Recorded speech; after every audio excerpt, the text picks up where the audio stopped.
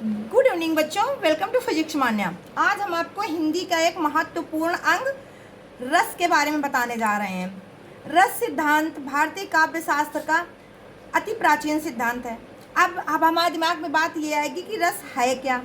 किसी भी साहित्य, चाहे वो गद्य साहित्य हो, पद्य साहित्य हो, या उसको किसी को भी पढ़ने, सुनने या नाटक आदि को देखने में जो भी अनुभूति होती है, जो भी फील करते हैं हम, उसे ही रस कहते हैं।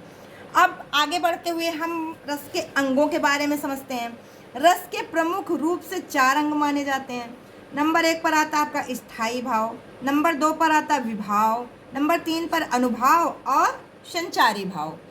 अब हम बात करते हैं नंबर 1 स्थायी भाव की। अब जो हमारे रस हैं, जैसे श्रृंगार रस है, हास्य रस है, करुण रस है, ये सब है, उन्हीं के जो स्थायी भाव हैं उन्हीं को हम पढ़ने जा रहे हैं। हृदय में मूल रूप से विद्यमान रहने वाले भावों को स्थायी भाव कहते हैं। इनकी संख्या 9 मानी गई है। नंबर 1 पर आता है रति, जो श्रृंगार रस का स्थायी भाव है। नंबर 2 पर आता है शोक, जो करुण रस का स्थायी भाव है। ये हास है, जो हास रस का स्थायी भाव है। क्रोध, जो रौद्र रस का स्थायी भाव है। उत्साह, भय, जुगुप्सा को घृणा कहते हैं, जो विभत्स रस का स्थायी भाव है। विस्मय और निर्वेद, ये आपके हो गए स्थायी भाव। इसके बाद बात करते हैं हम विभाव की। जो व्यक्ति, वस्तु या परिस्थितियाँ, जो भी परिस्थितियाँ, कुछ भी स्थायी भावों को जागृत करती हैं। अभी हमने स्थायी भाव पढ़े और वही चीज़ आई कि जो भी व्यक्ति, वस्तु या परिस्थितियाँ स्थायी भावों को जागृत करती हैं उन्हें ही विभाव कहते हैं। नंबर 3 पे आ गया आपका अनुभाव। अनुभाव 4 प्रकार के माने गए हैं। नंबर 1 पर आता है कायिक, 2 पर मानसिक, सात्विक और आहार है।